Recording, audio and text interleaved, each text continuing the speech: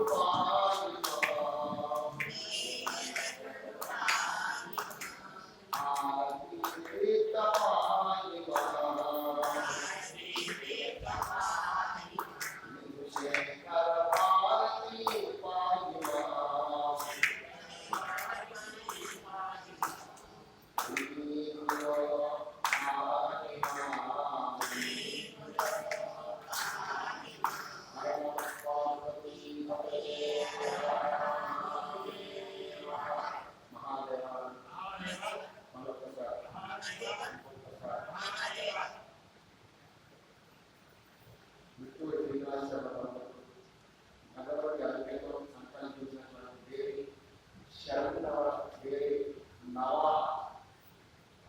దేవి భారత జ్ఞానయజ్ఞంలో మూడవ సాయంకాలానికి సంబంధించినటువంటి ఆరోపణలోకి ప్రవేశిస్తున్నటువంటి వారు జగదమ్మికి విశ్వపాలే రక్షిస్తున్నారు.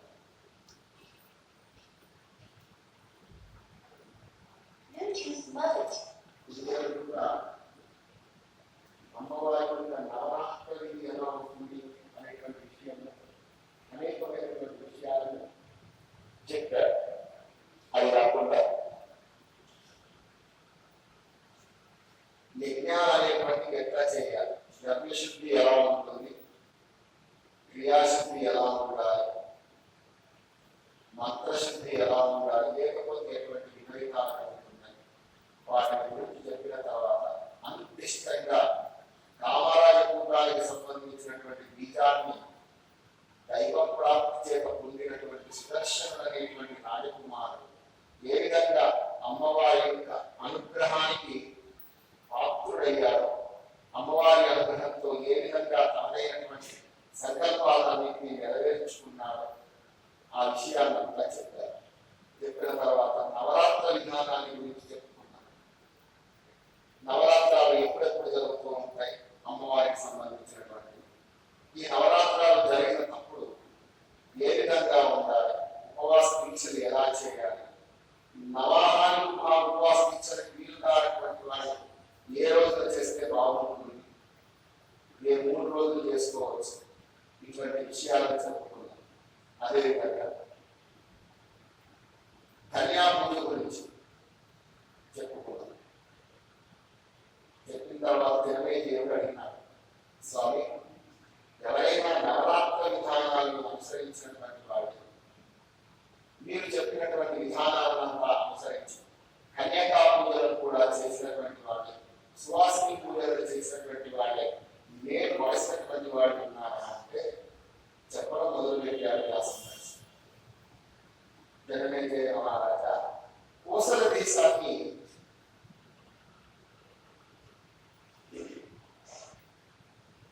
అనేక మంది మహారాజులు పరిపాలించినారు. అలా పరిపాలించినటువంటి కాలంలో అనేక మంది మహానుభావులు కోసల దేశంలో నివసించినారు. అటువంటి సమయంలో సుశీలుడు అనేటువంటి పేరు కలిగినటువంటి ఒక వైశ్యవర్గుడు ఆ కోసల దేశంలో జీవిస్తూ ఉండేవారు. దంపడంత సంతానం, అనేక మంది మగపిల్లలు ఆడపిల్లలు ఆయన ఉన్నారు. ఆయన పేరు సుశీలుడు, వైశ్యవర్గుడు, కానీ ఏ రకమైనటువంటి ఆస్తిపాస్తులు లేనటువంటి పరమనిర్ధనుడు.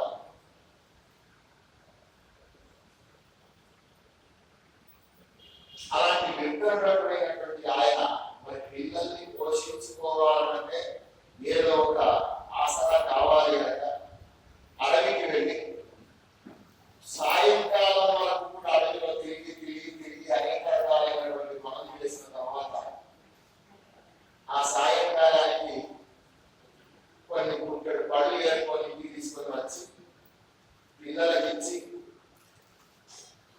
తాను కూడా పళ్ళని తిని భార్యాభర్తలు ఇద్దరు పళ్ళని తిని మంచినీళ్ళు దాటి పడుకునేవాడు.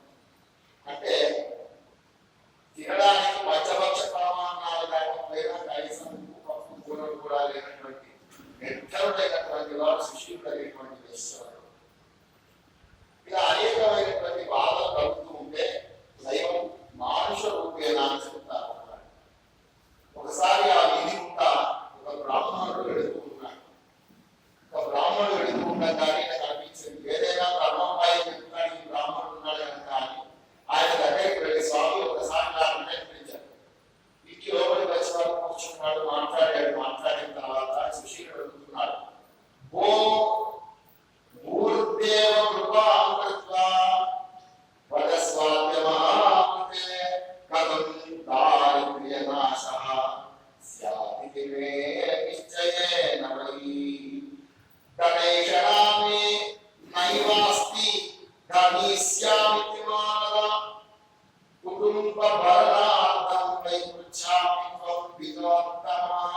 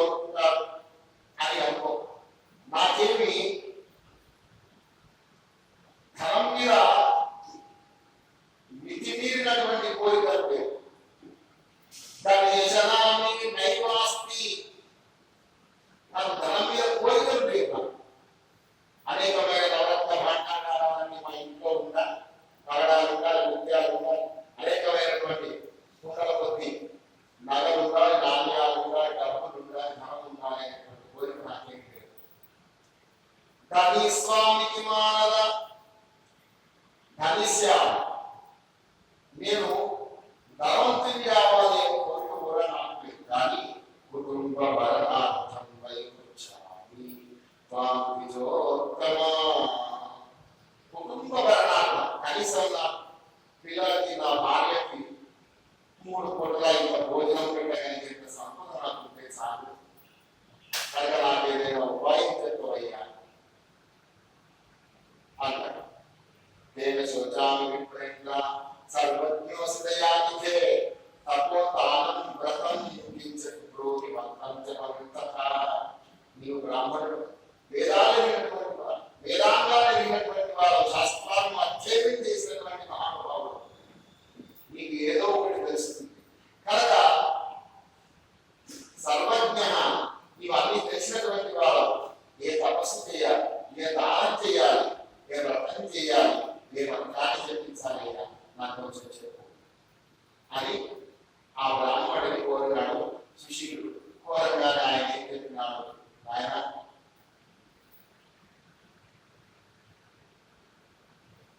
వేదపారాయణం శక్తి జపేద్యోగాదికంతదా పురుష్వాద్య యథాశక్తి తవ కార్యం భవిష్యతి. రాజ్యభ్రష్టేన రామేణ సీతా విరహితేన చ కిష్కింధాయాం వ్రతం చేతకృతం దుఃఖాతురేణ వైః. నాయన సుశీల, నీవు చెప్పినటువంటి మాటల్ని నాకు అర్థమైంది. నీకు ధనం కావాలంటే ఈ వచ్చేటువంటి అశ్విన మాసంలో ప్రతిపద నుంచి నవమి వరకున అమ్మవారి యొక్క నవరాత్రాలను చేసినటువంటి వాడు అమ్మవారికి హోమాల చేత అధ్యయనం చేత వీటన్నిటి చేత కూడా తృప్తిపరచినట్లయితే ఈ దరిద్రమంతా వెళ్ళిపోతుందయ్యా అని చెప్పారు. ఎందుకు అంటే ఇంతకుముందు ఈ నవరాత్ర వ్రతాన్ని ఎవరు చేసినారో తెలిసిన నవరాత్రాభిరం వైశ్య పావనం సుఖదం తథా. ఓ సుశీలుడు అనే వైశ్యుడ, ఈ నవరాత్ర విధానం ఏదైతే ఉన్నదో అత్యంత పవిత్రమైనది, సుఖాన్ని ఇచ్చేటువంటిది కూడా. జ్ఞానం జ్ఞానాన్ని ఇస్తుంది, మోక్షదం మోక్షాన్ని ఇస్తుంది, సుఖ సంతానం సంతానాన్ని ఇస్తుంది, మనందరినీ సుఖంగా ఉండేటట్టు చేస్తుంది. కనుక ఈ నవరాత్ర విధానాన్ని అనుసరించి ఉండవయ్యా. ఎందుకంటే రాజ్యభ్రష్టుడైనటువంటి రాముడు, రాజ్యభ్రష్టైన రామేణ సీతా విరహితేన చ అడవిలోకి పోయినాడు. అక్కడ సీతా విరహాన్ని పొందుతున్నప్పుడు కిష్కింధాయాం వ్రతం ఏకత్కృతం దుఃఖాతురేణ వైః. కిష్కింధలో ఉన్నప్పుడు ఈ వ్రతాన్ని నవరాత్ర విధానాన్ని అనుసరించి ఆయన చేసినాడు. చేసిన తర్వాత ఆయనకు శుభం జరిగింది, సీతాదేవి అన్వేషణలో దొరికింది, యుద్ధం చేసినాడు, పట్టాభిషిక్తుడైనాడు. తర్వాత కనుక నాయన నువ్వు ఈ నవరాత్ర వ్రతాన్ని చేయవయ్యా అని చెప్తున్నాడు.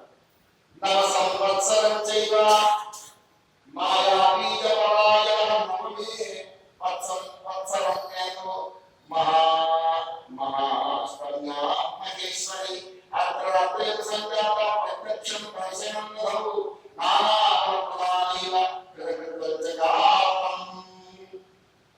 ఇలా 9 సంవత్సరాల పాటు చేశాడు నవరాత్ర.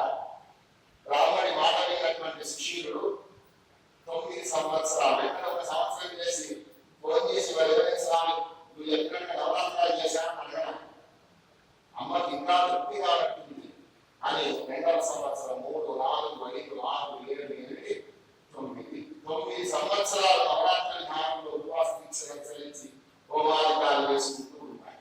ఆ ఫలితం కొత్తగా వస్తూ ఉన్నది, ఆ ప్రక్రియను చేతపట్టడానికి ఉపయోగపడుతూ ఉన్నది. ఆ విధంగా సుశీలుడు అనేటువంటి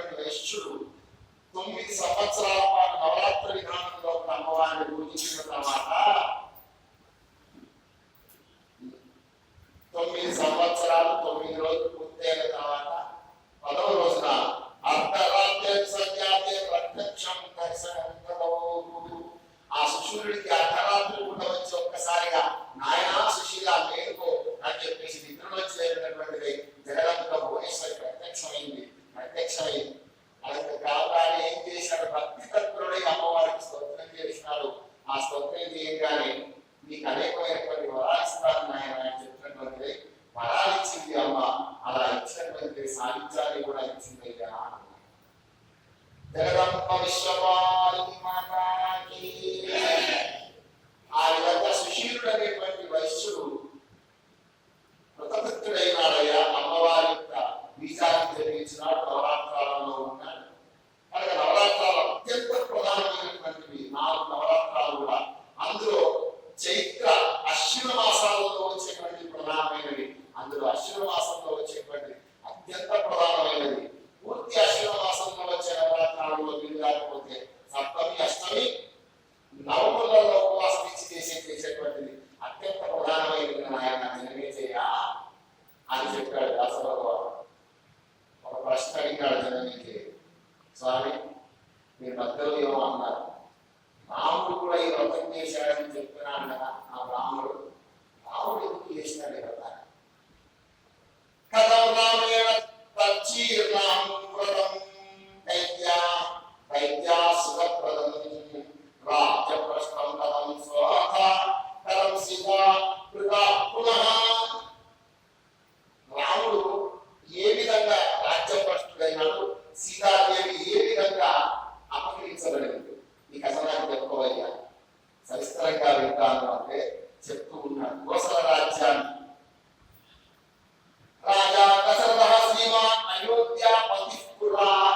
పూర్వం అయోధ్య నగరాన్ని దశరథ మహారాజు అనేటువంటి రాజుగారు పరిపాలించేవాడు ఆయన.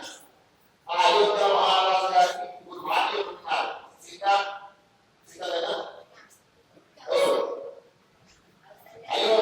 కౌసల్య, సుమిత్ర, కైకేయి. ఈ 3 భార్యలు ఉన్నారు దశరథ మహారాజు గారికి. ఆయన కుమారుడుగా ఎవరు? రామలక్ష్మణ పరమశుద్ధులు 4 జన్మించినారు. వాళ్ళు జన్మించిన తర్వాత విద్యాబుద్ధులు జరిగిన తర్వాత రామచంద్రుడికి పట్టాభిషేకం చేద్దామని అనుకున్నాడు. ఆ పట్టాభిషేకం సమయంలో కూడా కైకేయి ఎప్పుడో ఇచ్చినటువంటి వరాలను అడిగింది. అడిగినటువంటిదే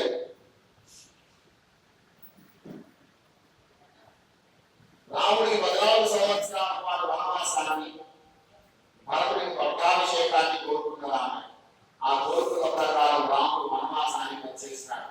చిత్రకూట పర్వతం మీద ఉంటాడు. అక్కడి నుంచి దండకారణ్యానికి వెళ్ళి అక్కడ కొన్నాళ్ళ పాటు ఉన్నాడు. అక్కడ ఉన్నటువంటి సందర్భంలో శూర్పణఖ ద్వారా ఈ విషయాన్ని, సీతాదేవి యొక్క సౌందర్యాన్ని మనకి తెలుసుకున్నటువంటి రావణాసురుడు మారీచుడికి బంగారు వేలాగా అక్కడికి పంపించినాడు. పంపించినటువంటి వాడే సీతాదేవిని అపహరించినాడయ్యా అని చెప్తున్నాడు.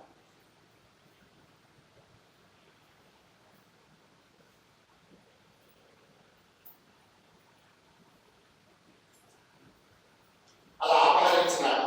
అపహరించిన తర్వాత సీతాదేవిని వెతుక్కుంటూ రాముడు వెళుతూ ఉంటే కిష్కింధకి దగ్గరలో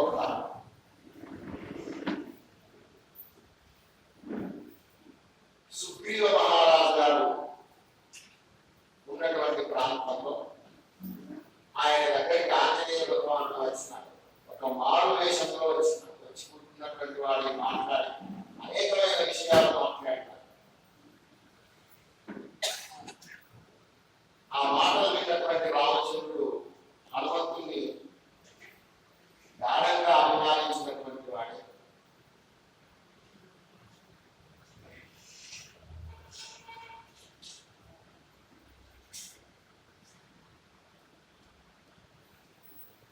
ఆయన వెంబడి సుగ్రీవ మహారాజు గారి దగ్గరికి వెళ్ళి సఖ్య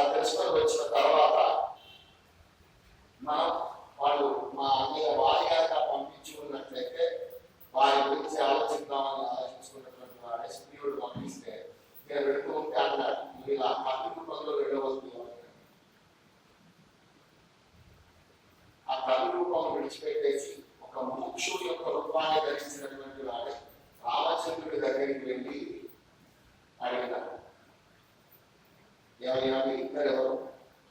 మీరిద్దరు రాజర్షులాగా కనిపిస్తూ ఉన్నారు. అంటే మీ ముఖంలో రెండు లక్షణాలు కనిపిస్తున్నాయి. ఒకటి రాజులాగా ఉన్నా, ఇంకొకటి ఋషుల్లాగా ఉన్నా. మునులాగా నార చీరలు కట్టుకున్నారు, ఇలా తులసి మాలను ధరించినారు. కానీ మీ చేతుల్లో దళప్రాణాలు ఉన్నాయి. ఈ రెండు మీ రాజసాలు చెప్తూ ఉన్నాయి. మీ ముఖంలో ఉండేటువంటి తేజస్సును చూస్తే మీరు ఎవరో చక్రవర్తులాగా ఉన్నారు, ఎవరు మీరు అని అనేక విషయాలైనటువంటి ప్రశ్నలన్నీ వేసినారు. వేసి అదే చెప్తున్నాడు. సుగ్రీవో రామరాజ కశ్చిత్ వానరయునః వీరా విహితో భ్రాత్రా దుఃఖితః. సుగ్రీవుడు అనేటువంటి ధర్మాత్ముడైనటువంటి మహారాజు ఉన్నారు. రాజా వానరయునః, వానర రాజ్యానికి అధికుడైనటువంటి వాడు ఉన్నారు. వీరో వినికృత భ్రాత్ర, వీరుడైనటువంటి సుగ్రీవ మహారాజు గారు తన అన్న చేత ఓడిపోయినటువంటి వాడే. జగత్ ద్రవతి దుఃఖిత, ఈ దేశమంతా దుఃఖంతో తిరుగుతున్నాడు అని ఒకే వాక్యంలో చెప్పినాడు. ఈ విషయాలు చెప్పినాడు. సుగ్రీవో రామ ధర్మాత్మ, ధర్మాన్ని అనుసరించేటువంటి వాడు మా సుగ్రీవ మహారాజు. వానర యూథప, వానర యూథము అంటే వానరుల యొక్క గుంపుకు అధిపః రాజు. వీరో వినికృతో భ్రాత్ర, తన అన్న చేత ఓడిపోయినటువంటి వాడే. జగత్ ద్రవతి దుఃఖితః. తస్యాహం సచివం అన్ని, నన్ను ఆయన యొక్క మంత్రిగా తెలుసుకోండి, నా పేరు హనుమంతుడు అని చెప్పుకున్నాడు. ఆయన ఏం చెప్పి పంపించాడు? వాళ్ళు ఎవరో తెలుసుకోలేదా అని చెప్పాడు. మన పైన ఏది చెప్పవద్దు, అందుకే రూపం మార్చుకొని పొమ్మన్నాడు. కానీ వచ్చి ఏం చెప్పేస్తున్నాడు? సుగ్రీవుడు ఆయన ఉన్నాడు, వాళ్ళన్నీ చెప్తూ ఓడిపోయినాడు, ఇవన్నీ విషయాలు చెప్పేసి ఏమన్నాడు? నా పేరు హనుమంతుడు, నేను ఆయన యొక్క మంత్రిని అని చెప్పేసిన.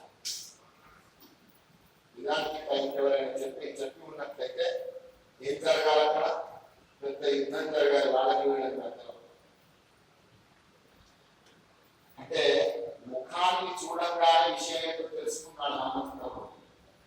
తెలుసుకున్నటువంటి వాడే వీళ్ళ వలన సుగ్రీవ మహారాజుకు మేరే జరుగుతుంది తప్ప కీడు జరగదు అని అర్థం చేసుకున్నటువంటి వాడే ఏం చేశాడు? విషయం అంతా చెప్పేశాడు. చెప్పగానే రాముడు లక్ష్మణుడు కూడా అనుకుంటాడు, ఇంకా బాగా మాట్లాడాడు. హనుమంతుడు చెప్పుకున్నాడు కదా, ఇటువంటి మంత్రి ఎవరికి ఉంటాడు? నూనం వ్యాకరణం కృష్ణం అనేన బహురాశ్రితం బహువ్యాహరతానేన కించిత్ అపశబ్దితం. వేళాకోళానికి కూడా అపశబ్దం మాట్లాడాడు. నూనం వ్యాకరణం కృష్ణం, సంపూర్తిగా సమగ్రంగా వ్యాకరణాన్ని పూర్తిగా చదువుకున్నటువంటి వాడిలా మాట్లాడుతున్నాడు హనుమంతుడు. నూనం వ్యాకరణం కృష్ణం అనేన బహుధా శుద్ధం, అనేక రకాలుగా విని ఉంటాడు. అనేక రకాలుగా విని ఉంటాడు.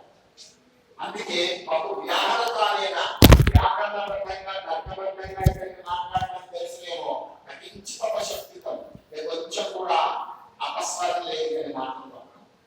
ఏ ఒక్క మాట కూడా తప్పు మాట్లాడాడు. అంతేకాదు సంస్కారక్రమ సంపన్న అద్భుత విలంబిత కళ్యాణి వాచం హృదయహారిణి. ఎలాంటి మాటలు చెప్తున్నాడు అయ్యా ఈ హనుమంతుడు? సంస్కారక్రమ సంపన్న, చాలా సంస్కారవంతమైనటువంటి మాటలు మాట్లాడుతూ ఉన్నాడు. వ్యాకరణ సమ్మతమైనది, శాస్త్ర సమ్మతమైనటువంటి మాటలు. సంస్కారక్రమ సంపన్న, అద్భుతం, వేగంగా మాట్లాడుతుంది. అవిలంబితం, ఆలస్యంగా మాట్లాడుతుంది. చోట్లు పట్టడం లేదు. వేలాకోళానికి కూడా వేరే విషయాలు చెప్పడం లేదు వాళ్ళకి కూడా.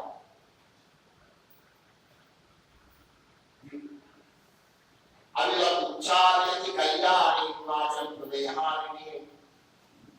ఒక మహాపండితుడు ఏ విధంగా అయితే కళ్యాణ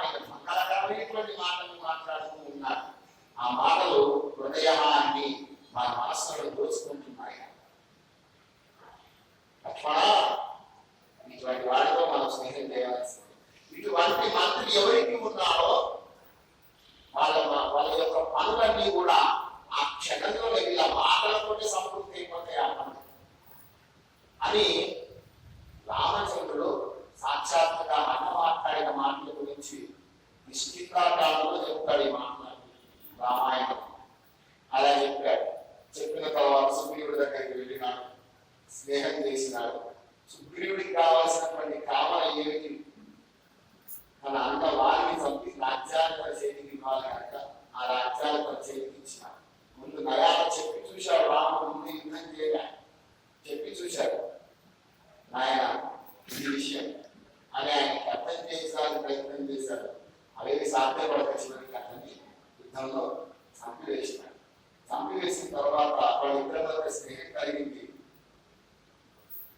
ఆ సమయంలో అక్కడ సీతాదేవిని తీసుకుని వెళ్ళిపోయినట్టు రామబ్రహ్మ తీసుకొని వెళ్ళిపోయి ఆవిడని అశోకవనంలో ఉంచినటువంటి వాడే ఆవిడ రకరకాలుగా చెప్తూ ఉన్నాడు. పట్టరాజ్ఞీత్వం మే మండోదర్య పరిస్ఫుటం దాసో స్మితం కన్నాని స్వామిని భవభామిని. రావణాసుడు అడుగుతూ ఉన్నాడు సీత అశోకవనంలో కూర్చోబెట్టి. పట్టరాజ్ఞీత్వం మే మండోదర్య పరిస్ఫుటం. ఇప్పటి వరకు నాకు అనేక మంది భార్యలు ఉన్నారు. రావణాసుడు చెబుతూ ఉన్నాడు అనేక మంది భార్యలు ఉన్నారు నాకు సీత. అందులో అందరికంటే పైన ఉండేటువంటి పట్టమనిషి ఎవరు? మండోదరి. నీవు నా భార్యవు కనుక అయినట్లయితే పట్టరాజ్ఞీ భవ, నా పట్టమనిషి అయిపో సీత. అయిపోయి మండోదరి ఉపరిస్ఫుటం, మండోదరి యొక్క పైరుని కలిగా ఉంటుంది. నువ్వు చెప్తే మండోదరి ఎక్కడైనా పనిచేస్తుంది. దాసోస్మి తన్వంతి స్వామిని భవభామిని.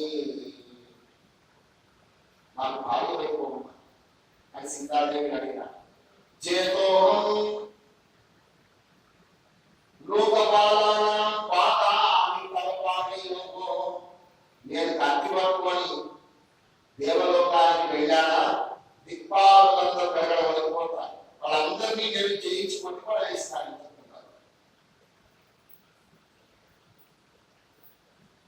లోకపాలానాం పాతామి తవపామి లోకో.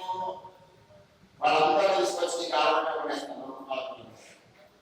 కరంగృహామే అద్య, నా చేతి పట్టు కోసం జరిగింది. కరంగృహామే అద్య త్వం సనాదం కురు జానకి. ఓ జానకి, త్వం సనాదం కురు జానకి. ఇప్పుడు నీకు ఇక్కడ ఎవరు లేనట్టుగా ఈ అశోకమణిలో అనాథాలను పడి ఉండటం కాదు. సనాదం నీకు కూడా మార్చుకో. నువ్వు సనాదం కాదు, నీకు నేనున్నాను అని అనేకమైనటువంటి ఈ విషయాలన్నింటినీ కూడా చెప్తూ ఉన్నారు. పౌరస్య కిమసద్వాక్యం త్వమాత్త స్మరమోహిత నాహం వై స్వైరిణి కింతు జనకస్య పురోద్భవ. నేను ఎవరింట్లో పుట్టాను? జనకుడి యొక్క ఇంట్లో ఉంటున్నాను. జనకస్య పురోద్భవ.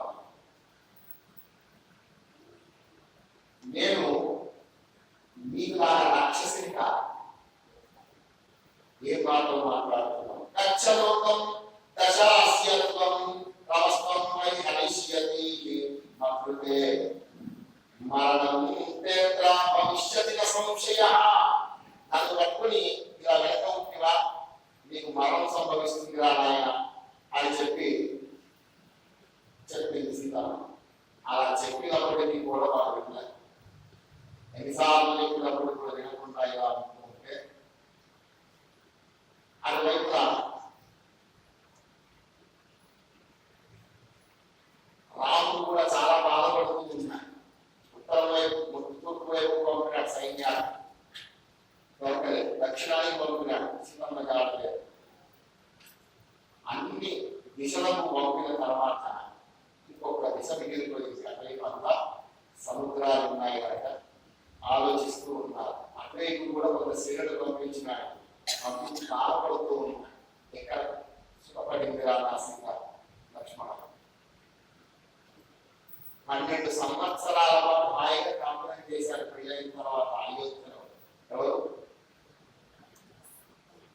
ఎవరు సీత రాముడు. 12 సంవత్సరాల పాటు హాయిగా కాపురం చేసినారు. 12 సంవత్సరాల తర్వాత ఎప్పుడైతే ఈయన ఈ ఆలోచన చేసినాడో అప్పటి నుంచి మంత్రకి మాయ అనేది బోధించినటువంటిది ఆ పరిస్థితి అనేటువంటిది. ఆ తర్వాత కొన్ని చిత్రకూటంలో బాగున్నామా అంటే అనేక రకాలైన ఇబ్బందులు అక్కడ కూడా. అక్కడి నుంచి మళ్ళీ వచ్చామా ఎప్పుడు రాక్షస సంహారం ఎందుకు వృషం చిత్రకూట పర్వతం నుంచి ఎప్పుడైతే దండకారణ్యంలో ప్రవేశించినాడో సుమారు 14,000 మంది రాక్షసులను చంపినాడు. ఎవరు? రామచంద్రుడు. అంటే ఎప్పుడు బాగా చేతితో యుద్ధం చేస్తూనే ఉన్నాడు. సుకుమారి అయినటువంటి నా సీత ఈ అడుగులో అనేక బాధలు పడింది. ఇప్పుడు రావణాసుడు తీసుకుపోయినాడు అని శోకస్తుతి కృషస్తస్త్ర దేహేనాత్మని చక్వచితు రాజా యథా మనేవాసో వైదేహ్యా హర్మణ్యథా తథా కాలే సమీచీనే సంయోగో భవిష్యతి ప్రాప్తవ్యం సుఖ దుఃఖానాం భోగ నిర్వర్తనం క్వచితు. సుఖ దుఃఖాలు ఎట్లా ప్రాప్తిస్తాయో భోగాలు ఎట్లా వెళ్ళిపోతాయి ఎవరికి అర్థం కాదు. లక్ష్మణం జనకుడి ఇంటిలో అత్యంత సౌకుమార్యంగా పెరిగినటువంటిది నా సీత వైదేహి. విదేహ దేశపు రాకుమార్తె కాబట్టి ఆమెకు వైదేహి అని పేరు. జనకుడి యొక్క కూతురు కాబట్టి జానకి అని పేరు. అపత్యార్థాలు అంటారు. వాటిని అపత్యార్థాలు అంటారు. దశరథుడి కుమారుడు కాబట్టి రామచంద్రమూర్తికి దాశరథి అని పేరు. రఘువంశానికి సంబంధించిన వాడు కాబట్టి రాఘవ అని పిలుస్తారు. ఆయన అసలు పేరు రాముడు. సీతాదేవిని జానకి అని పిలుస్తారు. ఎందుకు? జనకుడి యొక్క కూతురు కనుక. మిథిల నగర రాజకుమార్తె కాబట్టి ఆమె మైథిలి అని పిలుస్తారు. విదేహ దేశపు రాజకుమార్తె కాబట్టి వైదేహి అంటారు. అసలు పేరు సీత.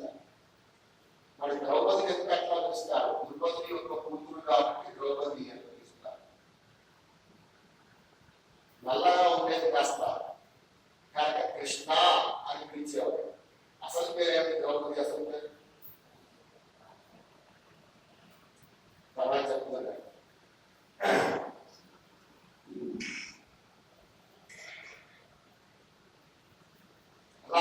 రాజ్యాద్యావనేవాసో వైదేహ్యా కర్మణ్యథా కాలే సమీచీనే సంయోగో భవిష్యతి ప్రాప్తవ్యం సుఖ దుఃఖానాం భోగ నిర్వర్తనం క్వచితు నాన్యథా జానకి జాయే తస్మాత్ చోకం.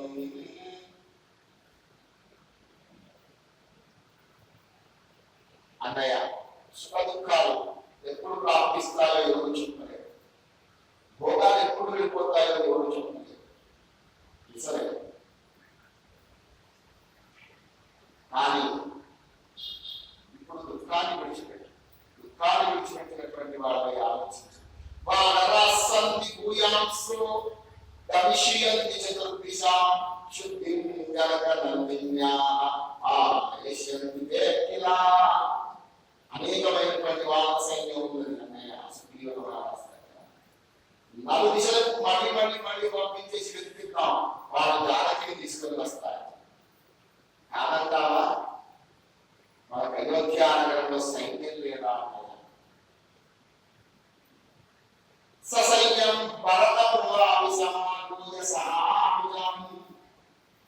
భరతుడిని శత్రుఘ్నుని సైన్యంతో సహా ఇక్కడికి రమ్మని మన అయోధ్య సైన్యంతో కూడా వెతుకుతాం. దొరకదా సంపద?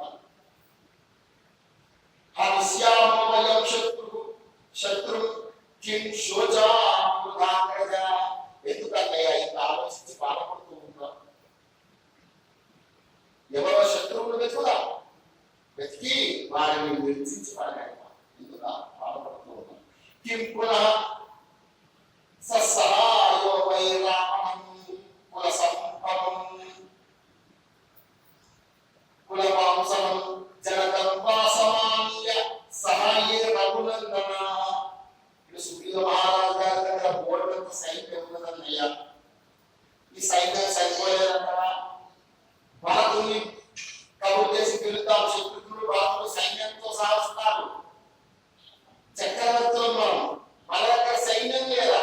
మన సైన్యం సరిపోదు అని అనుకుందాం. మిథిలానగరంలో పోయేటువంటి జలపుడి సైన్యాన్ని కూడా తెచ్చుకుందామని మీరేం భయపడతారు. ఇంద్రేణ వ్యసనం ప్రాప్తం పురా వైరగుణంగన నవస్థాపితో దేవై సర్వై భగవతపదే.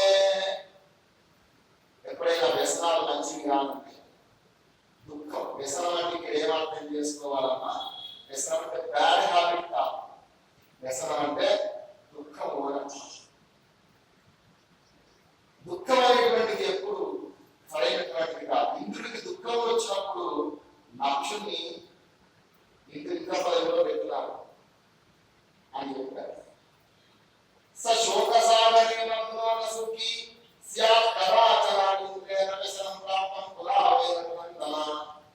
కనుక దుఃఖాన్ని విడిచిపెట్టాలయ్యా అని ఇలా చాలాసేపు చెప్పిన తర్వాత సీతను గురించి ఆలోచించుకుంటూ ఇలా అనుకునేటువంటి సమయంలో ఆ సమయంలో అక్కడికి ఒక ఆయన వచ్చినారు.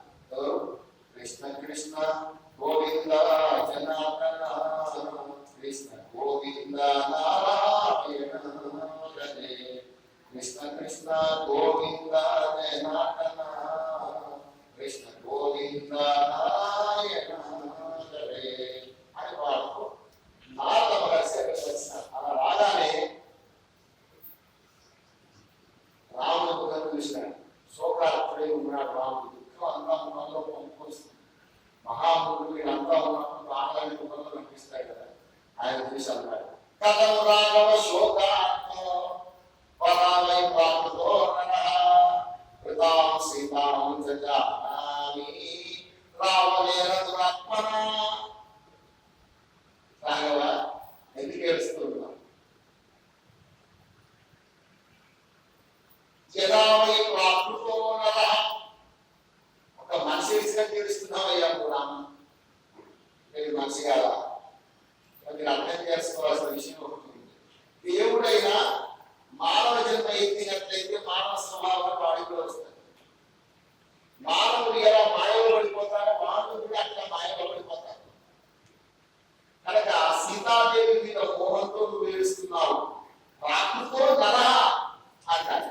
అంటే ప్రకృతి రకంగా మనిషి అయినటువంటి వాడు ఏ విధంగా భాగ్యం వెళ్ళిపోతేనో లేదా ఎవరైనా ఎత్తుకుపోతేనో ఏ విధంగా ఏడుస్తున్నాడో నువ్వు అట్లా ఏడుస్తున్నావు రామచంద్ర. కృతాం సీతాం జజానామి. సీత ఎక్కడికి ఎవరెత్తుకుపోయారో నాకు తెలుసు. రావణేన దురాత్మన. దుర్మార్గుడైనటువంటి రావణాసుడు ఎత్తుకుపోయినాడయ్యా నాకు తెలుసు. సురసత్మ గతశ్చానం శృతవాన్ జనకాత్మజాం పౌలస్యేనంతాం మోహాత్ మరణం స్వం అజానత. తన మరణాన్ని గురించి తనకు తెలవకుండా సీతాదేవిని ఎత్తుకుపోయినాడు రావణాసుడు. కనుక రామ ఏడుపారు. ఇలాంటి వాడు కూడా మానవ జన్మలో పుట్టి మానవులాగానే ఏడుస్తున్నాడంటయ్యా. తవ జన్మచ కాపుత్సా పౌలస్య నిధనాయమయీ. నాకు అసలు రహస్యం చెప్పాడు. అసలు పుట్టినందుకు తెలుస్తున్నారామా? రావణాసుడిని చంపడానికే పుట్టాడు. రామాయణం చదవండి. 4వ అధ్యాయం రావణ వధోపాయ అని ఉంటుంది. 4వ అధ్యాయం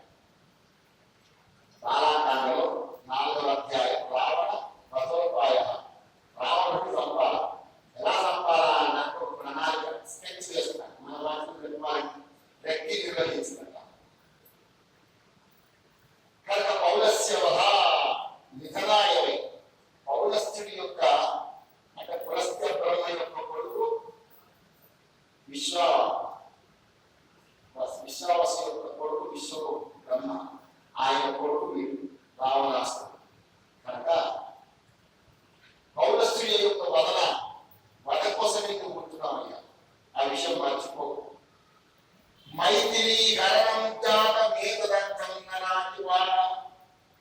ఇదంతా ఆ ప్రణాళికలో భాగమే. సీతాదేవిని ఎత్తుకుపోవడం అనేటువంటి బ్రహ్మ నిర్ణయించినటువంటి మాట.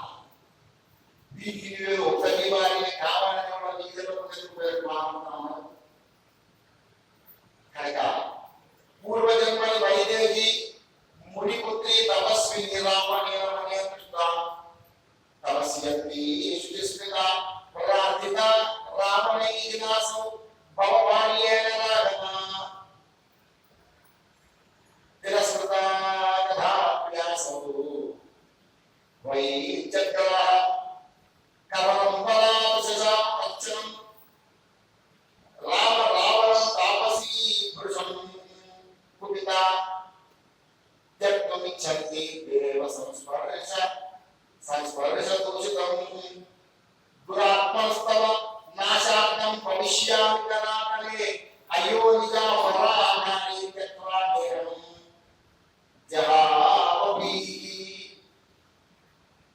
మీకు తెలిసిన విషయమే కదా, రావణాసుడు ఒక స్త్రీని బలాత్కరించాలనుకున్నప్పుడు ఆవిడ వెంట్రుకలు పట్టుకున్నప్పుడు ఆమె శపించింది.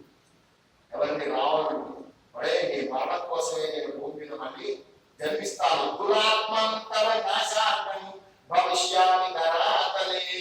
నీ నాశనం కోసం భూమి మీద పుడతానన్నాను కదా, ఎట్లా పుడతానన్నది? అయ్యో నిజ పరా నారీ త్యక్వా దేహం జహావతి. అయోనిజగా జన్మిస్తారు. అయోనిజానికి తల్లిదండ్రులు ఉండడం మనం భూమి నుంచి జన్మించుతారు. సీత భూమిజ అందుకే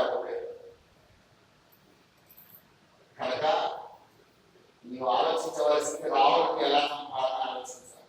అంతేగాని అందరిలాగా నువ్వు కూడా మహామాయ మోహంలో పడిపోయేలా ఉంటావు. ఎందుకంటే ప్రతిదీ చెప్పుకుంటున్నాను, మాయా అనేటువంటిది ఎంత భయంకరమైనది. నాది నాది నాది అనేటువంటి అహంకారం ఉన్నవాటి ఈ మాయ ఉంటుంది. సీతలాని కావాల్య అని అనుకున్నంత కాలం ఈ మాయ నుంచి బయటపడరాగవా.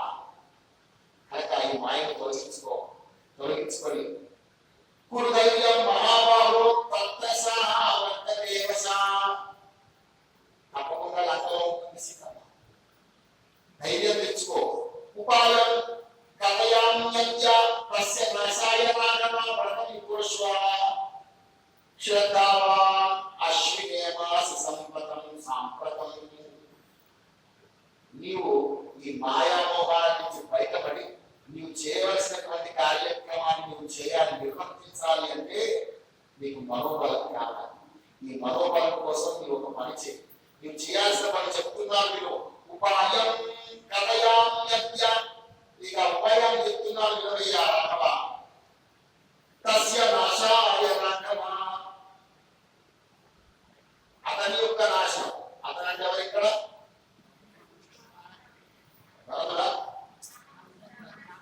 రావణాసుడా. రావణాసుడి యొక్క నాశనం కోసం మీకు ఒక ఉపాయాన్ని చెప్తున్నారు. మీరు అశ్విన మాసంలో ఒక శ్రద్ధతో వ్రతాన్ని చేయి. నవరాత్రోపవాసంచ భగవత్యా ప్రపూజనం సర్వసిద్ధికరం రామ జపహోమాది జపహోమ విధాన. నవరాత్రాలు ఉపవాస దీక్షలు చేయి. సర్వసిద్ధికరం రామ జపహోమ విధాన. జపాన్ని చేయి, హోమాలు చేయి. అలా చేసినట్లయితే మీకు అమ్మ కనిపిస్తుంది. మేత్యైచ పశుభిర్ ద్రవ్యై బలిం దత్వా విశంకితైః దశాంశం కృత్వా సుశక్తస్త్వం భవిష్యసి.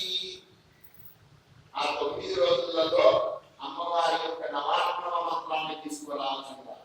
తీసుకున్నటువంటి వాళ్ళని జపాన్ని చేయి. ఎంత జపం చేస్తావో అంత జపాన్ని దశాంశాన్ని తర్పణం చేసి ఆ దశాంశాన్ని హవనించి దశాంశం హవనం కృత్వా. అంటే జపాన్ని ఎలా చేస్తారమ్మా అంటే నాకు ఒక పద్ధతి ఉంటుంది. ఉదాహరణకి ఒక దేవుడి కోసం 1,00,000 జపాన్ని చేయాలనుకున్నాం. 1,00,000 జపం చేస్తే దాంట్లో 10% అంటే ఎంత? 10,000 భాగం. 10,000 భాగం తర్పణం చేయాలి.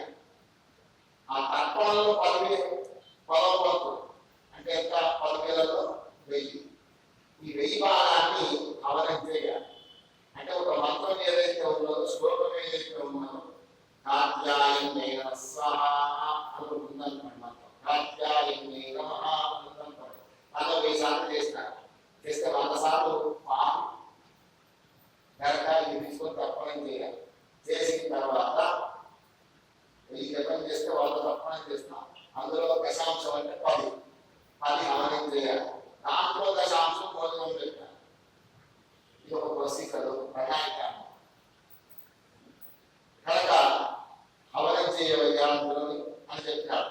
విష్ణున ఆచరితం పూర్వం మహాదేవేన బ్రహ్మ తదా భగవతా జీర్ణం స్వర్గమధ్యస్థితేనమై. ఒక రూపాలయ ఇంతకు ఎంతమంది చేసినారో తెలిసిన విష్ణున ఆచరితం పూర్వం విష్ణుదేవుడు చేసినాడు. మొదలు చేశాడు కదా ఆయన విష్ణువు. బ్రహ్మదేవుడు చేసినాడు. మహాదేవుడు అయినటువంటి పరమేశ్వరుడు రామలింగేశ్వరుడు కూడా చేసినాడు. తదా భగవత ఆచరణం ఇంద్రుడు కూడా చేసినాడు. కనుక వీళ్ళు వాళ్ళనేటువంటి లెక్కలేదయ్యా, అందరూ చేసినారు కనుక రామచంద్ర నీవు కూడా ఇంద్రియవయ్యా. హరినా మధునాశాయ కృతం మీరు మహాత్మేనే. విష్ణువు మధు అనేటువంటి ఒక రాక్షసుని పంపడానికి కారణం ఈ హవనం చేశాడు. నవాత్మ జపం చేసి చండి హోమాలు చేసినాకనే కొన్ని చంపేశాడు. త్రిపురస్య వినాశాయ శివేన త్రిపురాకృతం. త్రిపురాక సంహారం కోసం యుద్ధానికి వెళ్ళేటప్పుడు పరమేశ్వరుడు కూడా ఈ పని చేసినాడు. కామకాదేవి కి ప్రభావ సాధోజన తాల్కినృతా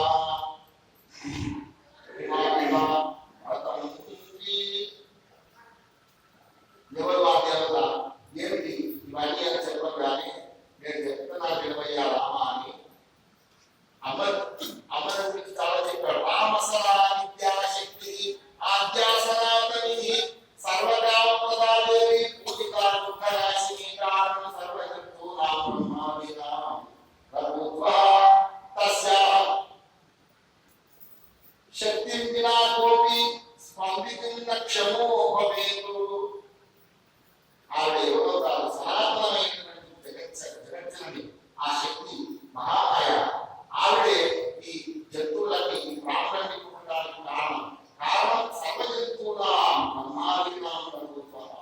బ్రహ్మాది దేవతల నుంచి బ్రహ్మాది విభీకాత్మ పర్యంతం కూడా జన్మింపజేసినటువంటి తల్లి జగజ్జనని ఆవిడే. కనుక వినాకోటి స్పందకుడు లక్ష్యమో భవే. ఆమె అనేటువంటి చైతన్యం మన ముందే చెప్పుకున్నాను. సర్వ చైతన్య రూపాంత ఆద్యాం విద్యాచమని బుద్ధి జ్ఞాన ప్రచోదయాత్ అని చెప్పుకున్నాను. అన్నిట్లో ఉండేటువంటి చైతన్య శక్తి ఆమెనయ్యా. ఆమె లేకపోతే ఎవరు స్పందించడానికి కూడా ఉండరు. ఆమె మహామాయ అని ఈ విషయం అంతా చెప్పిన తర్వాత రామచంద్రుడు ఆ విధంగా నవరాత్రుడు ఎక్కడ కిష్కింధలో ఉన్నప్పుడే నవరాత్రులకు 9 రోజుల పాటు ఉండి నవారణ మంత్రాన్ని నారదుడి ద్వారా తీసుకుని జపాన్ని చేసి దాని తర్పణాలు అవతాలు చేసి అమ్మవారిని స్థితించినటువంటి వాడే అమ్మవారు ప్రత్యక్షమైంది. ప్రత్యక్షమైన తర్వాత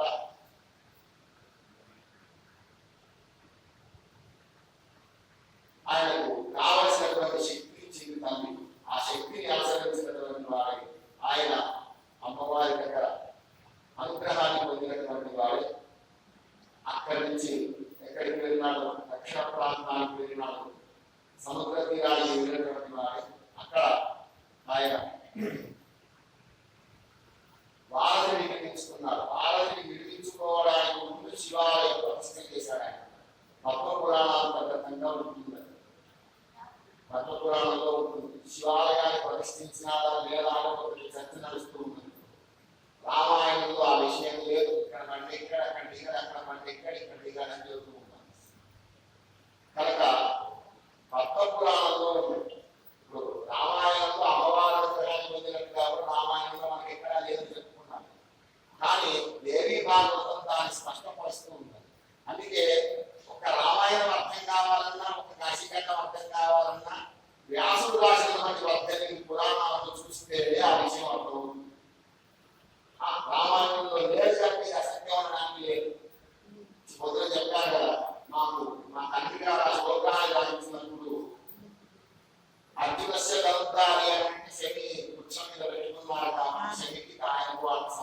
ఉంటుంది రామస్య ప్రియదర్శనానికి దీనికే సంబంధం అని ఆలోచన ఉంది. కానీ దేవి భాగవతం అటువంటి సందేహాన్ని పునాదులను చేసి పక్కన కూడా వేస్తారు. ఎందుకు రామచంద్రుడు రావణాసురుడిని గెలవడానికి గాను మహామాయ అయినటువంటి అమ్మవారి యొక్క శక్తిని తీసుకున్నాడు. ఆ శక్తిని తీసుకున్నటువంటి వాడే ఆయన యుద్ధంలో అమ్మవారిని గెలిచాడయ్యా అని తెలియజేయడానికి ఎవరు చెప్పారు? వ్యాసవారు చెప్తున్నారు. విశ్వవాణి మాతాకి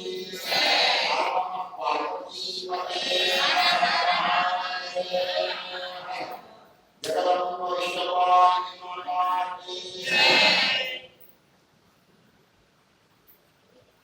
చరితం వాసుదేవస్య తవాఖ్యాయ నరనారాయణో దేవో పురాణా పురుషోత్తమో ధర్మపుత్రో మహాత్మానో తపశ్చరతుత్తమాం యౌ ముని బహువర్షాని పుణ్యే పదైరాశ్రమే. కృష్ణ చరిత్రాన్ని గురించినటువంటి ప్రశ్నలు వేసినాడు. శమరాసుడు ప్రద్యుమ్నుడు ఎట్లా ఎక్కువ వెళ్ళిపోయినాడు, ఇటువంటి ప్రశ్నలన్నింటినీ కూడా వేశాడు. విస్మృత శాంతో భవరోగా విముచ్యతే శుభాచారో మృతో యోగై సశూద్రో బ్రహ్మోపవేద్ బ్రహ్మో నిస్పృశ శాంతో. వ్యాసుడు చెబుతూ ఉన్నాడు, ఆయన ఎవరికైనా ధర్మం అనేటువంటిది ముఖ్యం. అయితే ధర్మం యొక్క ఆచరణ అనేటువంటిది చాలా కష్టతరమైనటువంటి పని. ఎందుకు కర్మ అనేటువంటిది అట్లా అనిపిస్తూ ఉంటుంది మనిషి అని కర్మ ప్రబోధాన్ని చేస్తూ ఉన్నాడు వ్యాసవాడు. ఎందుకు వీళ్ళు బ్రాహ్మణులు పుడతారు, కానీ తల్లిదండ్రుల నుంచి బ్రహ్మజ్ఞానాన్ని తీసుకుంటాడు, బ్రహ్మోపదేశాన్ని తీసుకుంటాడు. కానీ దాన్ని సాధన చేయదు. సంధ్యావందనాలను విడిచిపెడతాడు. కనీసం సకాలంలో కాకపోయినా ప్రాయశ్చిత్తాధ్యాయాలు చేయాలి. కనీసం ఇంత గాయత్రి జపంగా చేయాలి. దాన్ని ఏమి చేసేటువంటి పరిస్థితి లేదు.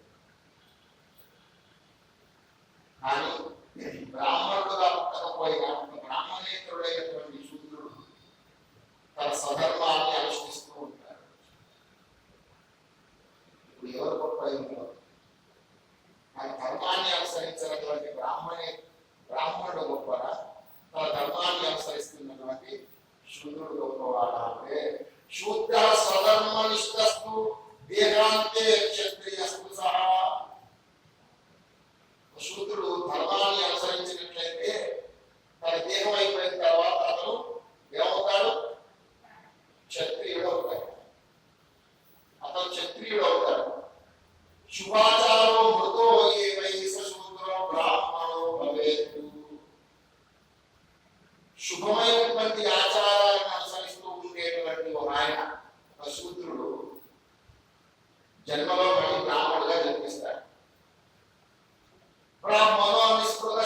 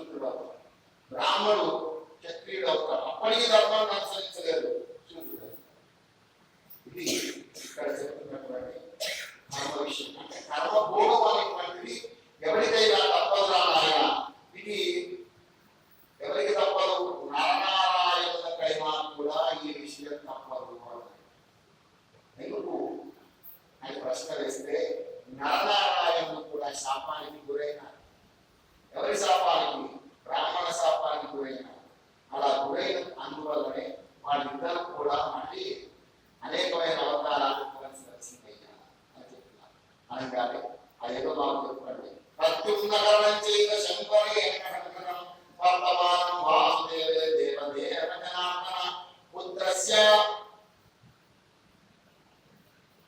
శృతికాగేహ ధర్మం చాపి దుఃఖం జ్ఞానం వాసుదేవే దివ్యచక్షుషా. ఇంతకుముందు రాముడు ఏ విధంగానైతే మానవ జన్మ ఎత్తినందువల్ల మానవ లక్షణాలు వస్తాయని చెప్పుకున్నారు కదా, మరి కృష్ణుడు అంత గొప్ప పరమాత్మ కదా ఆయన. ఎందుకు అంటే రాముడు విష్ణువు యొక్క అంశ మాత్రమే. కృష్ణుడు సాక్షాత్ భగవాన్ విష్ణుడే. ఆయనే జన్మించినాడు. మిగతా వాళ్ళు కూడా నరసింహస్వామి అవతారం ఒక అంశ, విష్ణువు యొక్క అంశ ఒక భాగం, రావణ అవతారం ఒక భాగం. ఇలా అన్ని అవతారాలు భాగాలు మాత్రమే, అంశాలు మాత్రమే. కానీ కృష్ణస్తు భగవాన్, కృష్ణుడు విష్ణువే కృష్ణుడుగా జన్మించినాడు. అయినప్పటికీ కూడా కృష్ణుడికి చాలా బతికుంటుందా అంటే ఎవరో స్వతంత్రుడు కాదు. ఒక్క జగత్యాన్ని మాత్రమే సర్వతంత్ర స్వతంత్ర. మిగతా వాళ్ళంతా ఈ కర్మానుభవాన్ని అనుభవించాల్సిందేనా ఆయన అని చెప్పినారు.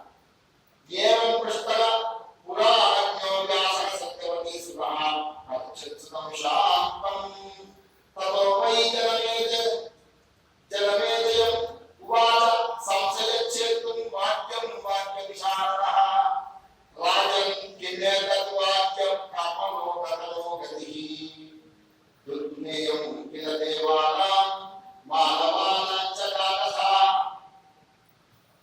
పరీక్షిత్ మహారాజా, కర్మ అనేటువంటి దాన్ని తెలుసుకోవడం, అసలు మన కర్మ ఎట్లుంది చెప్పండి అని అడగాలనుకునేవాడు. అయ్యా ఇది ఎందుకు జరిగింది అని కూడా అడిగాడు. ఈ కర్మ రాయినంతా ఎట్లుందే కదా నా కర్మ కూడా చెప్పాడు. నా ట్రాన్సిట్ ఎట్లుంది, ఇప్పుడు నా జాతకం ఎట్లుంది, గురువు ఎక్కడ ఉన్నాడు, శుక్రుడు ఎక్కడ ఉన్నాడు అని చెప్పవచ్చు. కానీ దానివల్ల కొన్ని ఊహించి చెప్పవచ్చు. కానీ నా కర్మ ఎట్లా ఉన్నది, నా పూర్వ కర్మ ఏమిటి అంటే ఎవరు చెప్పలేరు.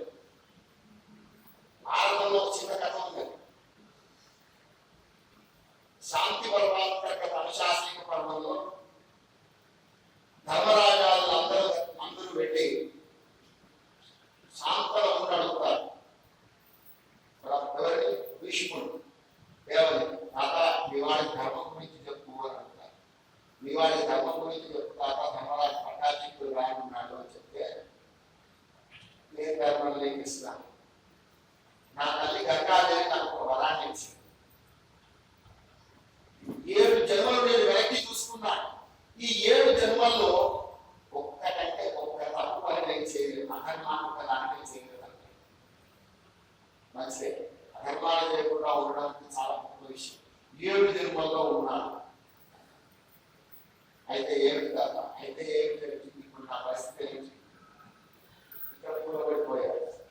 ఈ దక్షిణాయనం, ఉత్తరాయణం వస్తే తప్ప నేను మరణించడానికి లేదు. నా తల్లి నాకు శిక్షామరణాలు ఇచ్చింది, కానీ ఎప్పుడు అనుకున్నప్పుడు పోతామని అంటాను.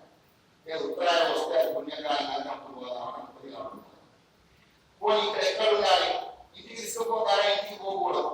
యుద్ధంలో వెళితే యుద్ధంలో గెలిచిన తర్వాత మళ్ళీ మంగళానికి రాజా దగ్గర పెట్టుకొని వాళ్ళందరినీ నిలుచుకొని నరసింహాన్ని అందరినీ నిలుచుకొని రాజాబాద్ ఇంటికి వెళ్ళాలి. లేదు అంటే వాళ్ళు చనిపోతారు. చనిపోయిన తర్వాత మళ్ళీ ఎత్తి అవసరం ఉంటారా పట్టుకోవాలి. అది విషయం. కనుక నిరసత్కానికైనా వెళ్ళాలి, లేకపోతే విజయానంతా పొందాలి. పోవడానికి లేదు. మరి వీడియో కూలిపోయినా కూలిపోయే వాళ్ళు చనిపోవచ్చు కదా, చనిపోలేదు. ఉత్తరాయణం వస్తున్నప్పుడు చనిపోయిన కూర్చున్నాయి. మరి ఉత్తరాయణం వచ్చేలా ఎక్కడ ఉండాలి? అందరూ ఏం చేసినా ఈయన అప్పశయ్యం నిర్మించినాడు. ఎవరు? అర్జునుడు.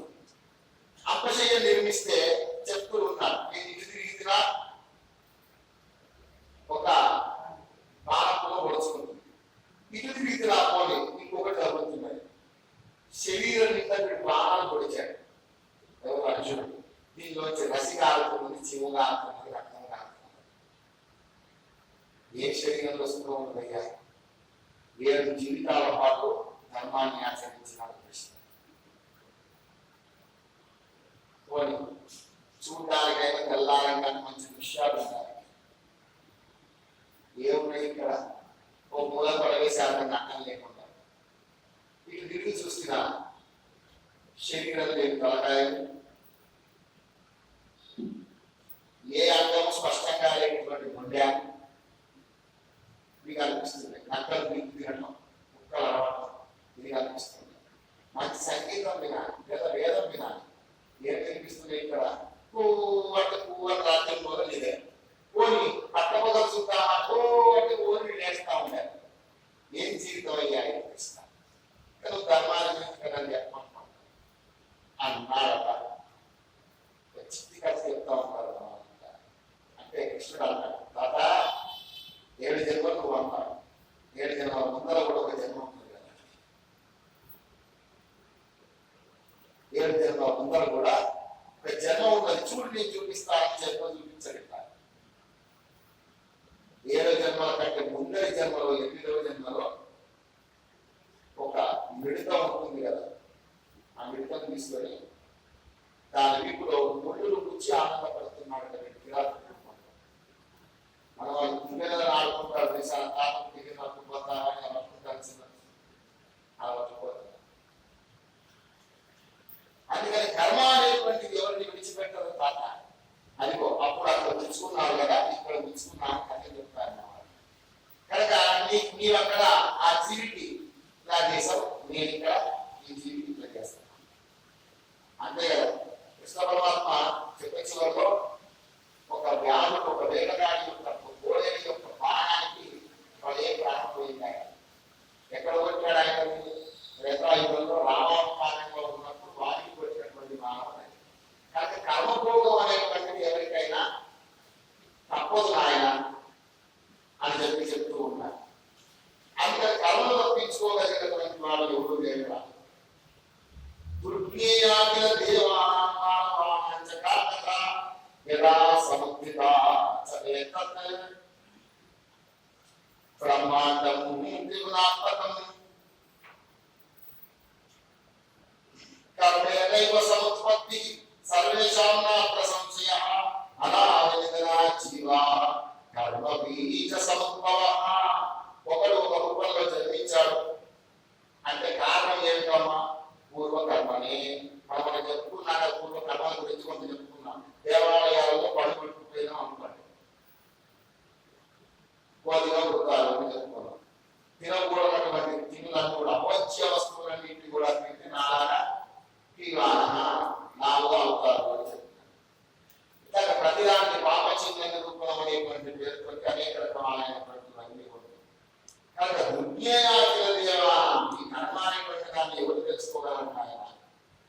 నావంతికి తత్వై నిత్యం వా అనిత్యమేవ చ మాయాయాం విద్యమానాయాం జగన్మిథ్యం ప్రతీయతే. కావ్యాభావ కథం వాచ్య కారణో సతి సర్వదా మాయా నిత్యా కారణం చ సర్వేషాం సర్వదా. కర్మ బీజం తపో నిత్యం చింతనీయం సదా పురైః. ఈ కర్మ వల్లనే గదానంతికి కిమే తత్వై నిత్యం వా అనిత్యమేవ చ. ఈ కష్టాలు ఎప్పుడు ఉంటాయమ్మా? కష్టాలు బాగా వచ్చినప్పుడు అందరూ అనుకుంటారు కదా, ఈ కష్టాలు ఎంతకాలం ఉంటాయా? ఉండవు. దేవుడు లేడా? కొద్ది రోజులు మళ్ళీ కొద్ది రోజులు అట్లా ఒకసారి ఎండాకాలం, ఒకసారి వర్షాకాలం అని తృప్తి పడతాం. కానీ ఎండాకాలం వారితే వర్షాకాలం వస్తుందేమో కానీ కర్మ మారుతుందనడానికి నీ కర్మనే మూల కారణం. నీకు ప్రకృతి మూల కారణం కావచ్చు, నీ కర్మ మారుతుందా లేదా అనడానికి నీ కర్మ మాత్రమే మూల కారణం. ఇది మారుతుందా లేదా అనేటువంటిది ఎవరు అనిత్యమా అనిత్యమా కర్మ అనేటువంటిది ఎప్పుడు ఇంట్లోనే ఉంటాయి. కానీ నా జీవితం అర్థం ఉంటుంది. నేను ఇంట్లో ఉంటాను, అవుతూ ఉంటాను, చూసి ఎప్పుడు ఇట్లనే ఉంటుందా? ఎప్పుడో ఒకనాడు మంచిది అనుకుంటా ఉంటుందా అని అనుకుంటాం. కానీ ఏమైనా ఆ రోజు చేస్తాను, అదే కష్టం అనిపిస్తాను. ఏం చేసినాడు ధైర్యంగా ఉండాలి, నేను ధైర్యంగా ఉంటాడు. కనుక కర్మ గమ్యమైనటువంటి దాన్ని విద్యలో ఆనందమా మాయాయాం విద్యమానాయాం జగన్విద్యం ప్రతీయతే. ఈ జగత్తంతా మాయ చేత నిండి ఉన్నది. యాదేవి సర్వభూతేషు విష్ణు మాయేతి సంస్థిత నమస్తస్యై నమస్తస్యై నమస్తస్యై నమో నమః అని స్తోత్రం చేసిన మాయ విడిచిపెట్టు. ఆ జగన్మాయ యొక్క కాళ్ళు పట్టుకుని ఆవిడ బతుకులాడు చేసిన నీవు మాయ విమోహంలోకి రాకుండా ఉండాలంటే నువ్వు భగవన్ నామాన్ని జపించాలి. కూర్చుని హాయిగా శ్రీమాదాసి మహానాగ్ని శ్రీమత్ సింహాసనేశ్వరి జగద్వికుంఠ సంభూత దేవకార్య సము అలా చెప్పుకుంటున్నాడు. హాయి అలా చెప్పుకుంటూ ఉన్నప్పుడే ఉంటుంది. అది చెప్పుకుంటూ కూడా దేవకార్య సముద్రత నగర నాయిక చెప్పాం అనుకోండి. విశ్వపాలని మాతాకి మా త్రిగుణాత్మకంగా త్రికరణ స్థితిగా చెప్పినట్టుగా అది చెప్పినట్టుగా మగరాని పాఠం వాడుతూ కూడా చెప్పించుకోవడం ఉంటే చాలా కష్టం ఉంటుంది కదా. కనుక మనోవాక్కాయంగా ఇంకా ఉండడానికి కూడా కారణం మాయనేమండి. చెప్పుకున్నాక సత్ అసత్. మనలోని చెడుకు మహామాయే కారణం, మనలోని మంచికి కూడా మహామాయే కారణం అని చెప్తూ కార్యాభావ కథం వాచ్య కారణో సతి సర్వదా. ఒక పని కాలేదు నీకు, అది కారణం ఉంటుంది. ఆ కారణాన్ని నువ్వు గుర్తెరవు అంతే. సంతానం కాలేదు, ఎందుకు కాలేదు అంటే ఎక్కడో ఒక అర్పణ ఉంటుంది, ఎక్కడో ఒక ఆయన ఉన్నాడు. ఓ మనిషిని రక్షించడం కోసం ఒకటి తీసుకున్నాడు, ఒక పాము కొట్టేసాడు, చంపేశాడు. వాడి ఇంట్లో సత్పాలపై కారణం ప్రతిదానికి ఉంటుంది.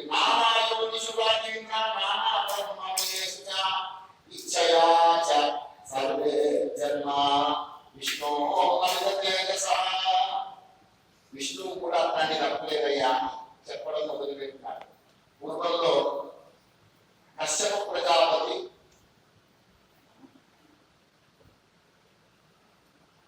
ఆయన భార్య అయినటువంటి అతిథిదేవి ఇద్దరు కూడా 40 రోజుల పాటు ఒక వ్రతం ఉన్నది. సంతానం కావాలని అనుకున్నప్పుడు, ఏదైనా కార్యం కావాలని అనుకున్నప్పుడు 40 రోజుల పాటు ఆవు పాలు పిలిచి దానిని దధిగా మార్చి అందులో నుంచి నవనీతాన్ని తీసి అమ్మవారికి నివేదించి ఎవరైతే సంతానం కావాలనుకున్నారో వాటి దాన్ని స్వీకరించాలి. 2 రోజుల పాటు మండలం పాటు స్వీకరించాలి. అలా మండలం పాటు స్వీకరించాలి కనుక ఒక మంచి ఆవు కావాలి అని అనుకున్నారు. ఆవు కావాలి అని అనుకొని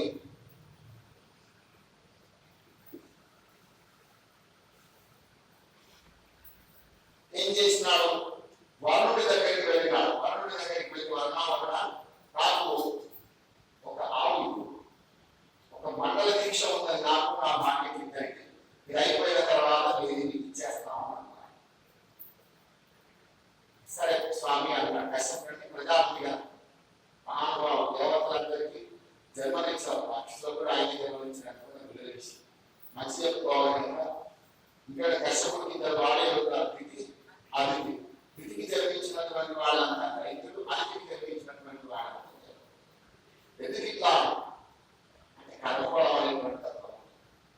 సరే కష్టపడి కాబట్టి వీళ్ళు ఇద్దరు అతిథి ఇద్దరు కూడా ఉన్నారు. ఆ వ్రతాన్ని చేసిన 40 రోజులు నిర్విఘ్నంగా నవనీతాన్ని అమ్మవారికి నివేదించిన తీసుకున్నారు. కార్యక్రమం అయిపోయింది. 40 రోజుల తర్వాత ఏం చేయాలి? 40 రోజుల తర్వాత మళ్ళీ ఆవును తీసుకెళ్ళి యథార్థంగా వరుణుడికి అప్పగించాలి.